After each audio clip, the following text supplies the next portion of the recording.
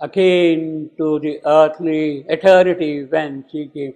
Now, the yogic poet has already said all that he has to say about Savitri. What is Savitri? She is akin to the eternity when she came, from where she has come. She is not an earthly being. That is one point he has made very clear immediately. She has come from somewhere, from eternity. She is the denizen of eternity. She lives always in Brahmaloka, in the world of eternity, always there, she is there. She is natural in her ways of doing things as she would do in that world. Yet she takes part in a small happiness. So yeah, no part she took in small happiness. She does not indulge in these trivial things of life here. She comes here, but she does not indulge herself in the small little trivialities here. A mighty stranger in the human field, the embodied guest within made no response. In other words, she is the divine goddess. She has come here. She has come here, that does not mean that she is going to indulge into small things. She has accepted, acclaimed mortality, but she is not indulging in the smallnesses of mortality. Acclaimed a portion of ephemeral joy, akin to eternity, whence she came, no part she took in this small happiness. A mighty stranger in a human, yes, in a world, she has come from a very different kind of a world altogether, the realm of light and beauty and joy and sweetness and happiness and all those things. She has come from here, and therefore she is a stranger here completely. The embodied guest made no response. The embodied guest, Savitri, has taken the mortal birth. But who has taken the mortal birth? Who has accepted the lot of mortality? The divine Savitri herself. It is the divine Savitri who has taken the mortal birth, and therefore she is the guest here. The divine Savitri in the mortal world is therefore a guest here. In fact, we are also carrying, each one of us, a divine guest within us. He is there within us. He has accepted our lot, our mortality, our foolishness, our stupidity, all ignorance, death, suffering. He has accepted that thing, but he is there as a guest here. So, embodied, he uses the capital G, the divine Savitri herself, who is there in mortal Savitri, who has taken the mortal birth. It is she within made no response. She does not bother about the small little thing. Her concern is to lift up the burden of fate and take things forward as much as possible. Because she is always, you see, akin to eternity, at once you can see here, she is already the incarnation, the avatar. Savitri is coming here, is an avatar. No part she took in this small happiness. Why should she? Because she is already a great person there. Now, we can see here the difference between what Savitri is. She has taken the immortal birth, she has come here. The divine soul is already there in her, and it is that who will work through the mortal instrument of Savitri. That is the whole process of operation. In contrast to this Savitri's mortal birth, we have seen earlier that the omniscient goddess had come here. She thought that the spaces were ready for her, that she could come and stay here upon earth. She came as an ambassadress. She thought that the spaces were ready for her. But then finally she withdrew. She had come here only carrying a message, only to kindle the fire of yajna, the urge and the hope in man. She had come for that. She had not come here to participate in the process of mortality. She only lighted the fire, went back, and her job was done, the omniscient goddess. In contrast to that omniscient goddess, Savitri is coming here and participating in the process of mortality. She is the one who is going to carry things forward, Savitri. So that is the difference. In other words, things upon earth cannot change only by paying a visit or simply bringing a message, as did the omniscient goddess. The omniscient goddess came here to prepare a certain field, and the field was prepared in such a way that the divine could incarnate himself upon earth. And when the summer, the divine incarnation takes place, then the divine Shakti, Savitri, comes here. Now we have already seen that akin to eternity, when she came, no part she took in this mortal happiness, a mighty stranger in the human field.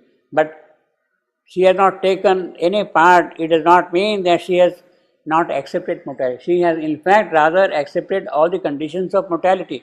We'll see what the mother has said about this one. We have seen this thing earlier, but we'll quickly see this in the present context. Mother was asked, Mother, suffering comes from ignorance and pain. But what is the nature of the suffering and pain the Divine Mother feels for her children? The Divine Mother in Savitri, the question is specific. She has come here. What does she feel about this ignorance and pain? Now, this question is pertinent. This question is applicable only to Savitri. This question is not applicable to the omniscient goddess who had come. This question is not applicable to that. It is because she participates in their nature. Things can happen. She comes here, participates in the material process. She has descended upon earth to participate in their nature. Because if she did not participate in their nature, she could not lead them further. She had to participate, she had to take this participation. If she remained in her supreme consciousness where there is no suffering, in her supreme knowledge and consciousness, she could not have contact with human beings. To have contact with human beings, she had to participate. While she is participating, it does not mean that she has forgotten herself, that she is great. That is important. She participates, but she does not forget herself at all. And it is for this that she is obliged to take on the human consciousness and form. It is to be able to enter into contact with them. Only she does not forget. She does not forget who she is.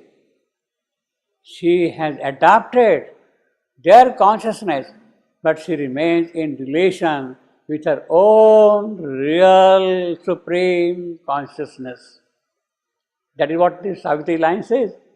Akin to eternity, when she came, no part she took. No part she took does not mean that she has forgotten. See, this is what Mother has clarified, you see. No part she took in this small happiness. A mighty stranger in the human field, mighty stranger human field, recall that wakes the leap of human mind, is checkered, eager motion of pursuit, is fluttering hued illusion of desire, visited her heart like a sweet alien note. Recall that wakes the leap of human mind to go beyond what he is, the urge, the aspiration, is checkered, eager motion. Well, that is the nature of mind, checkered, black and white, shadow and light constantly mixed together. Motion of pursuit is fluttering illusion of desire. Yes, I am carrying, that is what man thinks, that I am listening. Visited her heart like a sweet alien note. It doesn't really.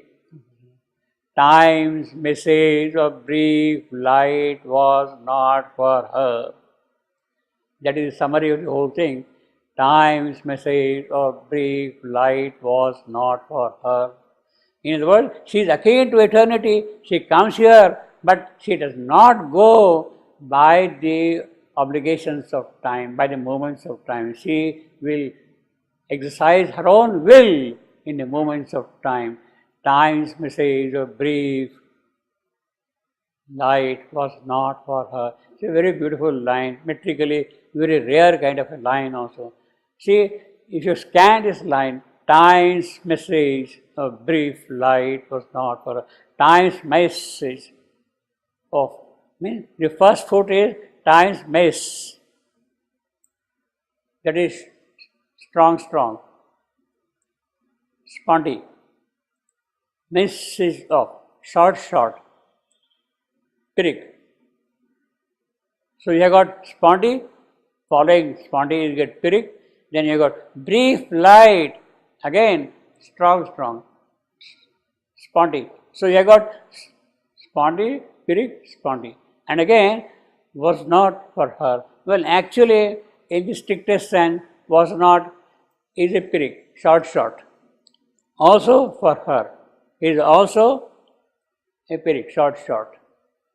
Metrically. So you have got here, if you go by the strictest sense, you have got sponty, you have got Pyrrhic, you have got sponty, and again Pyrrhic. Short. So that is the metrical construction, very unusual, very beautiful construction. Time's message of brief light was not for her. See, it kind of rings, hammers into you the message. Time's message. Yes, time is there, but it is not for her. You see. Although we are calling this thing was not for her as Pyrrhic, short. But a kind of a little stress could be given in the context. Was not for her. We can stress not, we can stress her also. We can stress. Means, in other words, time, message, brief, light was not for her, but that will be too rhetorical, you see. That will be too rhetorical, you see. I would still go by Pyrrhic, you see. Time's message of brief light was not for her. In her, there was the anguish of the gods, imprisoned in our transient human mold, the deathless conquered by the death of time. In her, there was the anguish of the gods. Gods have anguish for the human creature. They are concerned about human creature. In fact, they are there for that purpose. The high gods, the transcendental gods, they are for that purpose. They do their immortal work in the transcendent for the good of man on earth. They create conditions, they fight out forces which will oppose the progress, the growth of man. And there is a constant concern of these gods for man, anguish. And in her, Savitri, of course, is carrying that anguish of the gods for man. Man has to be taken forward, he has to be helped, the evolution has to move beyond man. That is her concern all the while. So the gods are there. See, we have seen already the divine goddess had come, the omniscient goddess had come, and she retired, she went back to do her immortal work. The phrase used there, her immortal work. She is busy all the while to take things forward, you see. Her concern is there for man, for evolution, always. And it is that anguish of the gods which is present in Savitri. In fact, in a certain sense, Savitri's concern is more than the anguish of the gods. The anguish of the gods is basically to help man fight out the forces that oppose his growth. That is the concern of these gods. to fight out forces who oppose his growth, his spiritual progress, his advance. That is the concern, you see. Savitri's concern is beyond that. Savitri's concern is, yes, man has to do all that thing, but then a greater creature than man has to appear on the scene. Her concern is, man is afflicted by death. Man is subject to death. The sway of death is stopping his progress. As long as death is present, he will be governed by falsehood. Man will be governed by falsehood. Therefore, Savitri's concern in that sense is greater, that remove all those difficulties. The other gods, these gods, they can only help. All right, let me give you some kind of a help and make you move. But they cannot remove the mortality which is there in man, the ignorance which is there in man, the death which is there in man, that they cannot remove, you see. So Savitri's concern is in that sense really larger concern than the concern of this God, than the anguish of this God.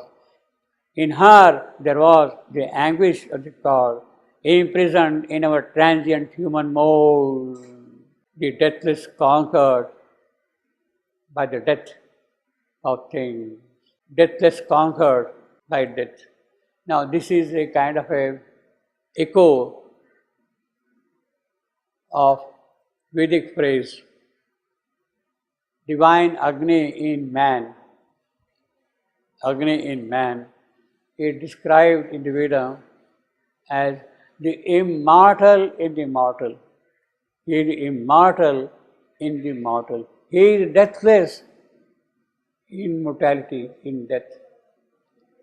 Now here, the deathless conquered by the death of things.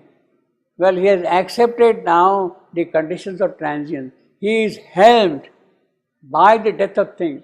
It is the death who is presently the promoter of immortality of man in life. It is the death who is the promoter of immortality on man, conquered. Therefore, means divine Agni has accepted the conditions of death to make progress, you see.